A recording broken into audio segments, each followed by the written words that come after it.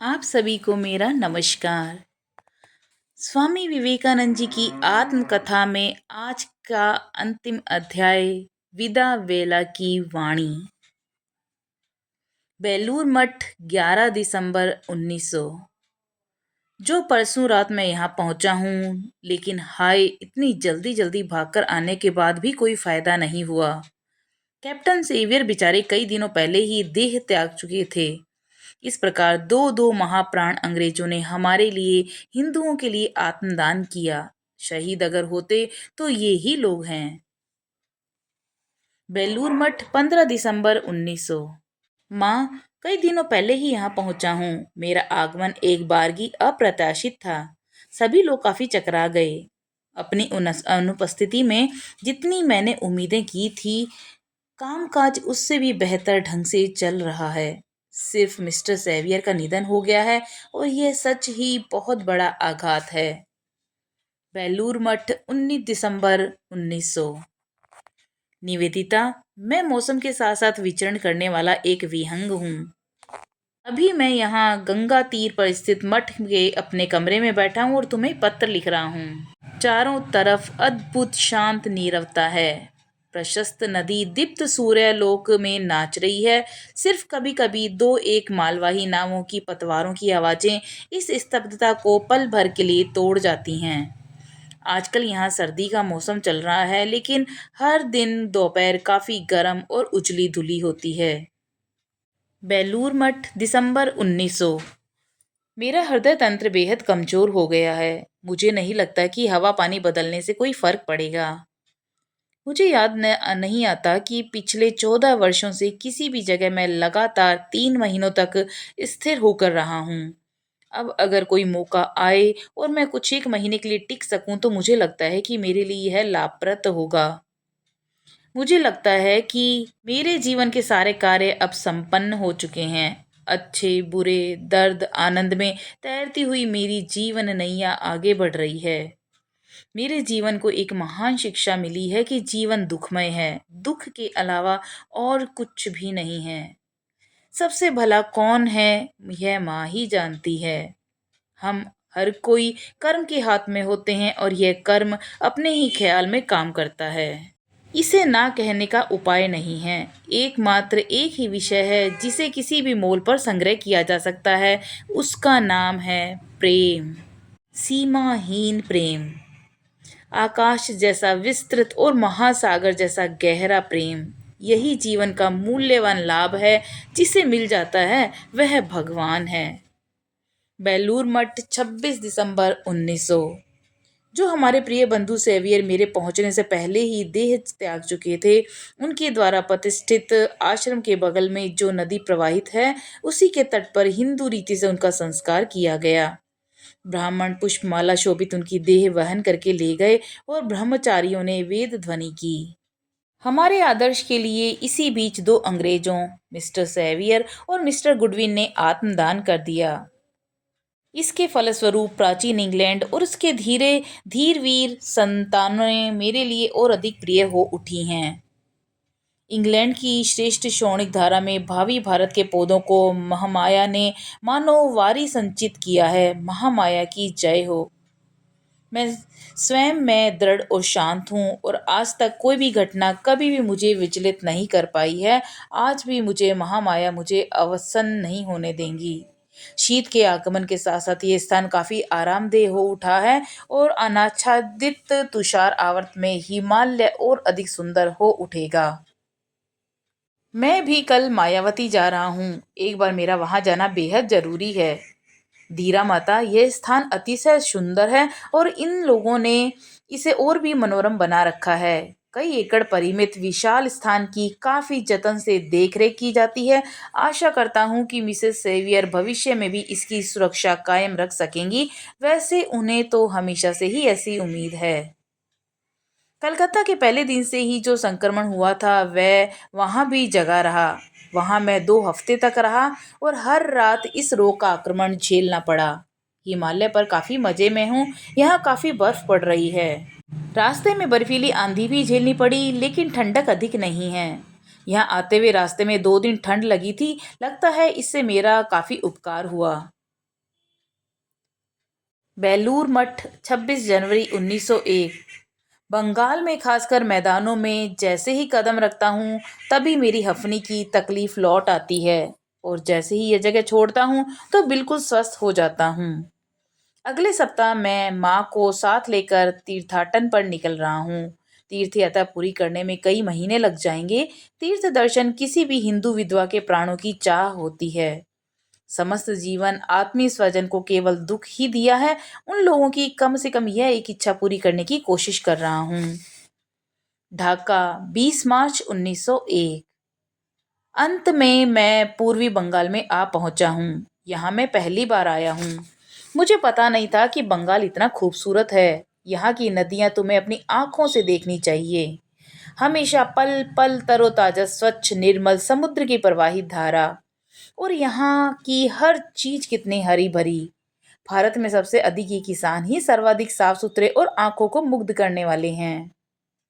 मैं शांत हूँ और समाहित हूँ। प्रतिदिन यह भी समझता जा रहा हूँ कि मेरे लिए यह पुरानी भिक्षावृत्ति और चरेवेती का जीवन ही बेहतर है। सब कुछ वैसा ही चल रहा है जैसे प्राकृतिक ढंग से हमेशा चलता रहता है। मुझ में वैराग्य आ गया है। ढाका 29 मार्च 1901। ब्रह्मपुत्र नदी में पवित्र स्नान के लिए मेरी माँ और उसकी साथी ने 5 दिन पहले ढाका आ पहुंची हैं। जब कभी कई कई ग्रहों का विशेष मिलन होता है जो बेहद दुर्लभ है, तब किसी निर्दिष्ट स्थान पर नदी तट पर विपुल लोक समागम होता है। इस वर्ष 1 लाख से अधिक लोगों की भीड़ हुई थी। मीलों तक समूची नदी नावों से ढक गई थी। ढाका तो खासा भला ही लगता है। अपनी माँ और बाकी महिलाओं को लेकर मैं चंद्रनाथ जा रहा हूँ। यह पूर्वी बंगाल के आखिरी छोर पर एक तीर्थ स्थान है। ढाका 30 मार्च 1901। पूर्वी बंगाल आकर प्रभु ने इस अंचल के बारे में विस्तारित ज्ञान के आहरण का जो मौका दिया है उसके लिए मैं आनंदित हूँ। हमारा देश कहीं से भी मंद नहीं है। मैंने देखा खेतों में प्रचुर फसलें लहलहा रही हैं। यहाँ की आबो हवा भी बुरी नहीं है। पहाड़ों के दृश्य अति मनोहर हैं। ब्रह्मपुत्र उपत्यका की शोभा अतुलनीय है। हमारे इस क्षेत्र के लोगों की तुलना में उधर के लोग काफी मजबूत और कर्मठ हैं। इसकी वजह जो मुझे जान पड़ती है वह है ये लोग मांस मछली अधिक खाते हैं। ये लोग जो करते हैं काफी धुन में करते हैं, कृत संकल्प होकर करते हैं। खाने वाने में बहुत अधिक तेल चर्बी मिलाते हैं। यह सही नहीं है। ज्यादा तेल चर्बी खाने से मोटापा बढ़ जाता है। ढाका के मोहिनी बाबू के यहाँ एक दिन एक लड़के ने जाने किसकी तो तस्वीर दिखाकर पूछा कि महाशय बताइए तो ये कौन है, अवतार हैं या नहीं। मैंने उससे काफी समझाकर कहा यह मैं क्या जानूं बेटा। मैंने 3-4 बार अपनी बात दोहराई मगर मैंने गौर किया कि उसने किसी हाल में भी अपनी जिद नहीं छोड़ी। अंत में मुझे लाचारी में कहना ही पड़ा, सुनो बच्चे, अब से खूब खाया पिया करो तभी दिमाग का विकास होगा। पौष्टिक आहार के अभाव में तुम्हारा दिमाग बिल्कुल सूख गया है। यह सुनकर वह लड़का शायद असंतोष से भर उठा। मैं भी क्या करता। लड़कों से इस किस्म की बात न की जाए तो वे लोग धीरे धीरे पगला ही जाएंगे। इंसान अपने गुरु को अवतार कह सकता है। जो मन में आए वे धारणा बना सकते हैं, लेकिन भगवान का अवतार जब तब जहां तहां नहीं होता। सिर्फ ढाका में ही देखने को सुनने को मिलता है कि 3-4 अवतार यहाँ विराजमान हैं। ऐसे महापुरुष उतनी दूर जाकर उनका जन्मस्थान नहीं देखता। नाग महाशय की पत्नी ने मुझे कितना कुछ पकाकर खिलाया। उनका घर भी कितना मनोरम, मानो शांति आश्रम। वहां जाकर वहां के पोखर में मैं तैर भी आया। उसके बाद ऐसी गहरी नींद सोया कि 2 बजे ही उठा। अपने जीवन में जो कई दिन अच्छी नींद आई है, नाग महाशय के घर में ली हुई नींद उनमें से एक है। नींद से जागकर खूब डटकर खाया। नाग महाशय की पत्नी ने मुझे एक धोती दी थी। वही सिर पर बांधकर मैं ढाका रवाना हो गया। मैंने देखा कि नाग महाशय की तस्वीर की पूजा की जाती है। उनकी समाधि की अच्छी अच्छी देखरेख होनी चाहिए। अभी भी जितनी अच्छी तरह देखरेख होनी चाहिए उतनी नहीं होती है। उन सब महापुरुषों को जनसाधारण क्यों क्या समझेंगे? जिन लोगों ने उनका संग साथ पाया वे लोग तो धन्य हो गए। शिलांग के पहाड़ अति सुंदर हैं। कामाख्या तंत्र प्रधान देश है। वहीं मैंने शंकर देव का नाम सुना, जो उस अंचल में अवतार मानकर पूजे जाते हैं। सुना है कि उनका संप्रदाय काफी विस्तृत है। शंकर देव शंकराचार्य का ही नामांतर है या नहीं, मेरी समझ में नहीं आया। वे लोग त्यागी होते हैं, शायद तांत्रिक सन्यासी होते हैं, या फिर शंकराचार्य के ही संप्रदाय विशेष हैं। उस देश में मेरे खाने पीने को लेकर बड़ी गड़बड़ी मची रहती थी। लोग कहते थे, यह आप क्यों खाएंगे, उसके हाथ का क्यों खाएंगे इत्यादि। इसलिए मुझे कहना पड़ता था, मैं ठहरा सन्यासी फकीर जीव, मेरा क्या आचार। तुम लोगों के ही शास्त्रों में कहा गया है ना, चरेना मधुकरी वृत्तिमपि मलेच्छ कुलादिपि, मधुकरी भिक्षा मलेच्छ जाति से भी ग्रहण करो। शिलांग अप्रैल 1901। खैर छोड़ें, अगर मृत्यु हो भी तो क्या फर्क पड़ता है। जो देके जा रहा हूँ वह 1500 वर्षों की खुराक है। बेलूर मठ 15 मई 1901। मैं अभी अभी पूर्वी बंगाल और असम परिभ्रमण करके लौटा हूँ। अन्य बार की तरह इस बार भी मैं बेहद थका हुआ हूँ और टूट गया हूँ। बेलूर मठ 3 जून 1901। मेरा मिजाज शुरू से ही बेहद बुरा है।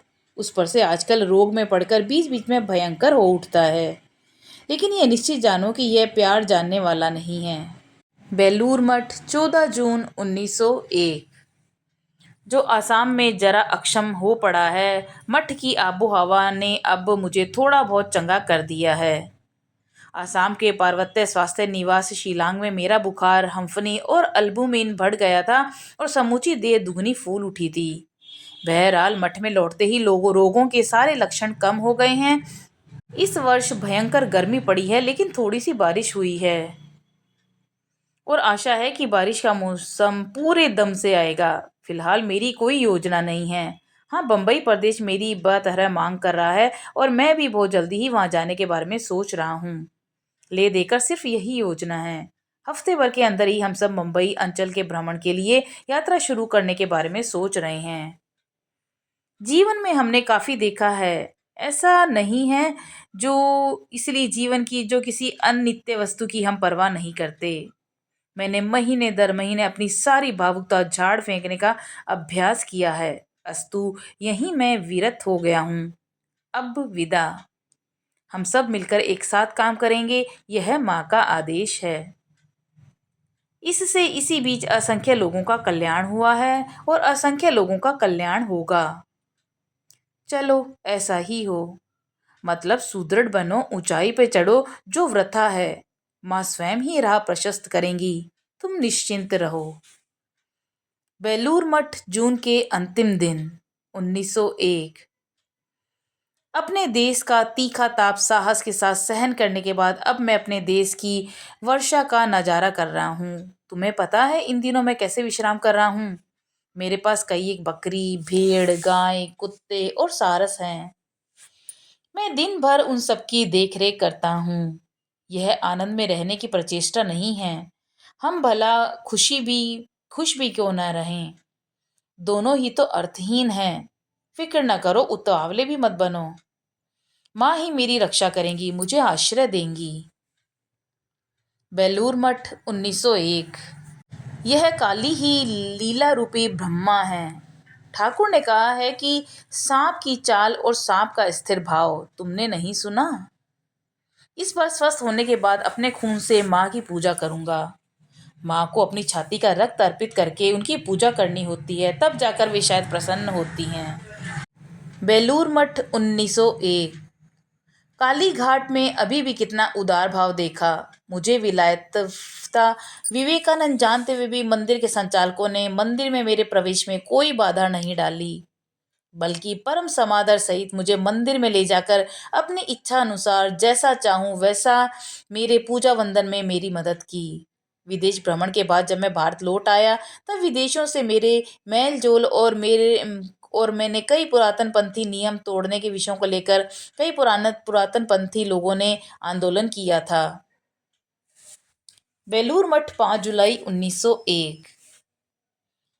मेरी मैरी मेरी सेहत बेहद गिरती जा रही है। कुछ दिनों के लिए ठीक हो जाता हूँ, उसके बाद फिर गिरावट शुरू हो जाती है।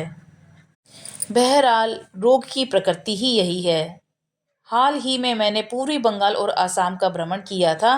कश्मीर के बाद ही असम भारत की सर्वाधिक सुंदर जगह है, लेकिन यह जगह काफ़ी अस्वास्थ्यकर है। द्वीपमय विशाल ब्रह्मपुत्र नदी पहाड़ पर्वतों के बीच से आंकी बांकी ढंग से आगे बढ़ती गई है और यह दृश्य देखने लायक है। बेलूर मठ 6 अगस्त 1901। माँ सचमुच ही जानती है। एकमात्र मैं ही जानता हूँ कि माँ सिर्फ जानती ही नहीं, वे ही सब कुछ करती भी हैं। मेरे लिए वे आगामी दिनों में भी भला कुछ करेंगी। तुम्हारी राय में इस पृथ्वी पर मेरे लिए सर्वाधिक अच्छा क्या हो सकता है? चांदी, सोना, धत, इन सबसे ढेर ढेर भला मैंने कुछ पा लिया है। बेलूर मठ 27 अगस्त 1901। तुमने जैसा चाहा था, काश मेरे शरीर की हालत वैसी ही होती, लेकिन दिनों दिन मेरी तबीयत गिरती जा रही है। इसके अलावा भी कितने सारे दूसरे जटिल और परेशान करने वाले लक्षण भी नजर आने लगे हैं। खैर, उन सब की तरफ ध्यान देना मैंने बिल्कुल छोड़ दिया है। अब मैं मृत्यु पथ यात्री हूँ। बेकार की नौटंकी करने का मेरे पास समय नहीं है। एक तरह से अब मैं अवसर प्राप्त व्यक्ति हूँ। आंदोलन कैसा चल रहा है, उस बारे में काफी कुछ की तरफ मैं ध्यान नहीं देता, लेकिन आंदोलन जोर ढंग से चल रहा है। अब मैं नींद की कोशिश के अलावा और कुछ भी नहीं करता और बाकी समय भी शारीरिक शुश्रूषा में ही गुजारता हूँ। बेलूर मठ 2 सितंबर 1901। मैं बेहद सुखी हूँ। बंगाल की भूमि मुझे जब जब हंफनी थमा देती है, लेकिन अब वह भी धीरे धीरे सहन होने लगी है। दो दो भयावह आफत, ब्राइट्स डिजीज और डायबिटीज पूरी तरह गायब हो गई है। किसी सूखी आबो हवा में हंफनी चीरकार के लिए खत्म हो गई है। इस बार में मैं निश्चिंत हूँ। प्रबल रोग की ताड़ना से मैं दुर्बल हो जाता हूँ, लेकिन जरा सा भी स्वस्थ होते ही बेहद कम समय में चर्बी की कई कई परतें जम जाती हैं। मेरे पास कई गायें, बकरियां, भेड़ें, कुत्ते, हंसिनी और बतख हैं। और हाँ, एक पालतू सुंदर हिरन भी है। बहुत जल्दी ही कई दुधारू भैंसें भी मिलने वाली हैं। ये सब तुम्हारे अमेरिका की बायसन जैसी नहीं होती, लेकिन आकार में विशाल होती हैं। रोमहीन अर्ध जलमग्न रहने की इन सबको आदत होती है और प्रचुर मात्रा में गाढ़ा दूध देती हैं। पिछले कई महीनों में बंगाल की नम नम पहाड़ी जगहों पर जाकर मेरी हंफनी शुरू हो गई। अब मैं बंगाल के किसी भी पहाड़ पर जाने की कोशिश नहीं कर रहा हूँ। पिछले 3 दिनों से यहाँ दिन रात बारिश हो रही है और हमारी 2 गायों ने बछड़ों को जन्म दिया है। बेलूर मठ 7 सितंबर 1901। निवेदिता, वर्षा की बात करूं तो वह पूरे जोर शोर से आ पहुंची है। आजकल यहाँ दिन रात मूसलाधार वर्षा हो रही है और वर्षा वर्षा और केवल वर्षा।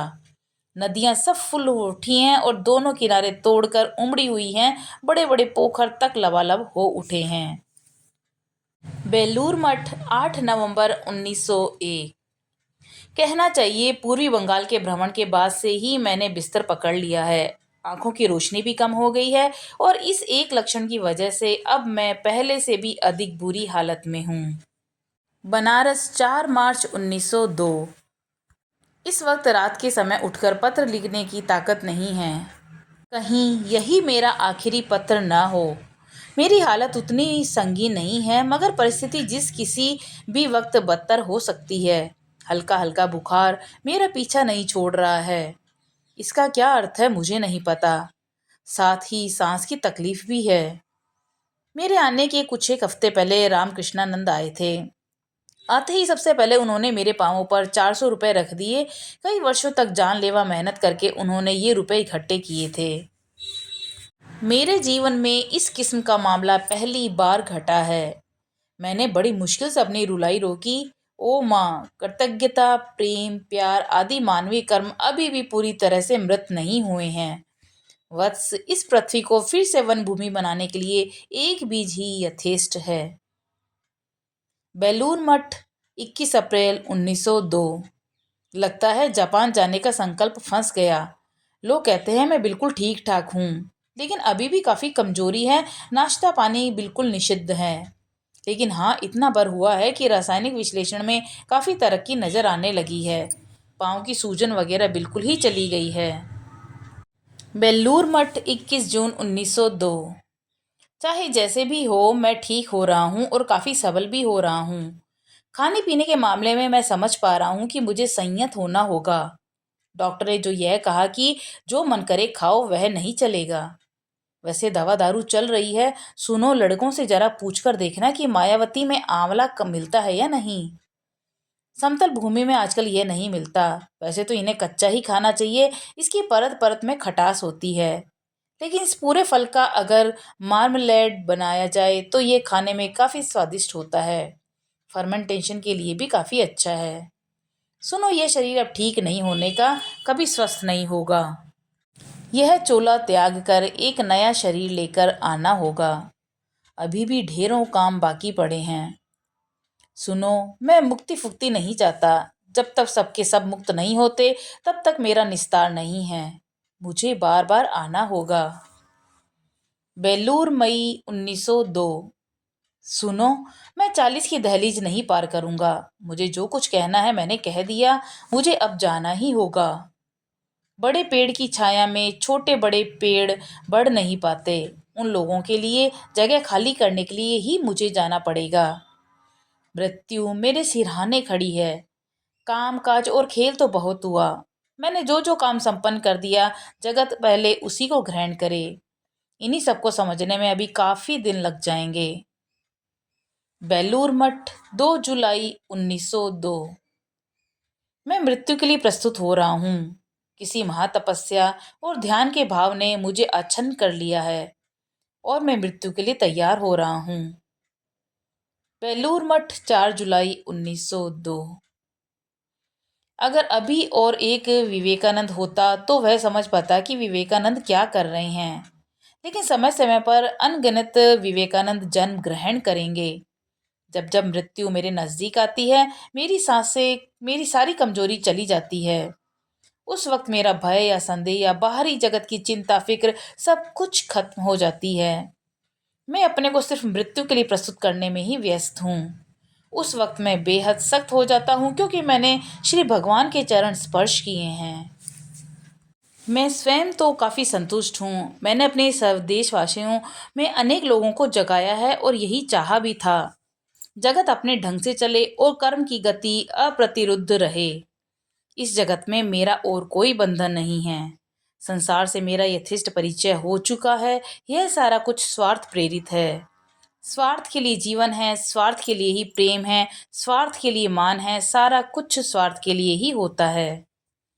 जब मैं मुड़कर अतीत की तरफ दृष्टिपात करता हूँ और देखता हूँ कि मैंने ऐसे कोई काम नहीं किया जो स्वार्थ के लिए किया गया हो, यहाँ तक कि मेरा कोई गलत काम भी स्वार्थ प्रेरित नहीं है, अस्तु मैं संतुष्ट हूँ। हाँ, ऐसी कोई बात भी मुझे याद नहीं आती कि मैंने कोई विशेष भला या महान कार्य किया हो। लेकिन ये जगत बड़ा तुच्छ है, संसार बड़ा जघन्य है और जीवन इतना हीन है कि मैं सोच सोच कर अवाक हो जाता हूँ और मन ही मन हंसता भी हूँ। यही है असली बात। हम सब एक बाढ़ से घिर गए हैं। जो जितना शीघ्र इससे बाहर निकल सकता है, उतना ही मंगल है। मैंने सत्य का साक्षात्कार पा लिया है। अब यह देह ज्वार भाटा में बहती रहे, कौन मत्थापच्ची करता है। पृथ्वी पर कुछ भी समझना बेहद दुष्कर है। जीवन भर घोर परिश्रम करने के बाद अब लगता है कि थोड़ा बहुत मेरी समझ में आ रहा है। ऊपर से पुकार आ रही है, चले आओ, सिर्फ चले आओ। किसी को शिक्षा देने की बात मत सोचो। अफसोस की बात है कि काश मुझ जैसा अगर 2 दिन भी तुम लोगों से मैं होता, तो मैं समूची धरा पर हड़कंप मचाकर चल देता। अब मैं थोड़ी शांति में हूँ। काम काज का बोझ ढोने की ताकत मानो मुझ में नहीं है। जितने दिनों तक मैं जिंदा रहूं, उतने दिनों बस विराम और शांति। लेक्चर वेक्चर कुछ भी नहीं, शांति। तुम लोग सोचते हो कि मेरे मरने के बाद अन्य कोई विवेकानंद होगा या नहीं? सुनो, जरूरत पड़ी तो विवेकानंद का अभाव नहीं होगा। कहाँ कहाँ से कितने करोड़ करोड़ आकर हाजिर हो जाएंगे, यह कौन जानता है। पेड़ की डाल पर सोया हुआ पाखी रात बीत जाने पर जैसे जागता है और गा उठता है और घने नीले आकाश में उड़ जाता है, ठीक उसी तरह मेरे जीवन का अंत भी आ चुका है। अब मैं स्थिर और प्रशांत हो गया हूँ, पहले कभी ऐसा नहीं था। जय हो माँ, जय हो। अब मेरी कोई आकांक्षा नहीं है। माँ का नाम ही धन्य हो। मैं श्री रामकृष्ण का दास हूँ। मैं तो यंत्र मात्र हूँ। इसके अलावा मैं और कुछ नहीं जानता, जानने की कोशिश भी नहीं है।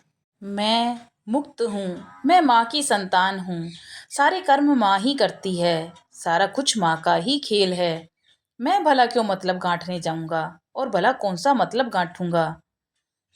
मेरी परिकल्पनाओं की अपेक्षा न करते हुए माँ की जैसी अभिरुचि होती है, उसी ढंग से जो कुछ आना होगा आया है और चला भी गया है।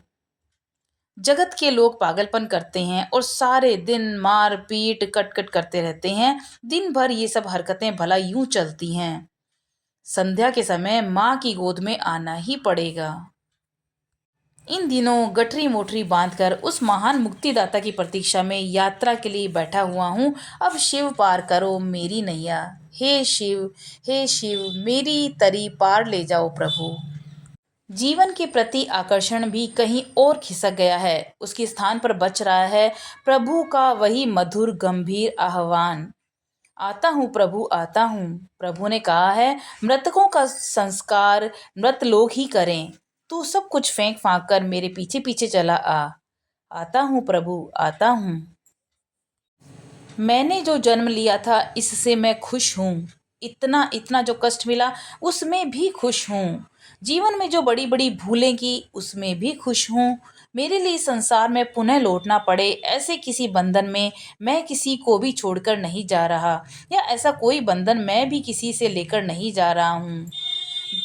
देह जाने के बाद मेरी मुक्ति हो या देह रहते रहते ही मुक्त हो जाऊं, वह पुराना विवेकानंद अब जा चुका है, हमेशा हमेशा के लिए जा चुका है। अब वह नहीं लौटने वाला। शिक्षादाता, गुरु, नेता, आचार्य विवेकानंद चला गया है।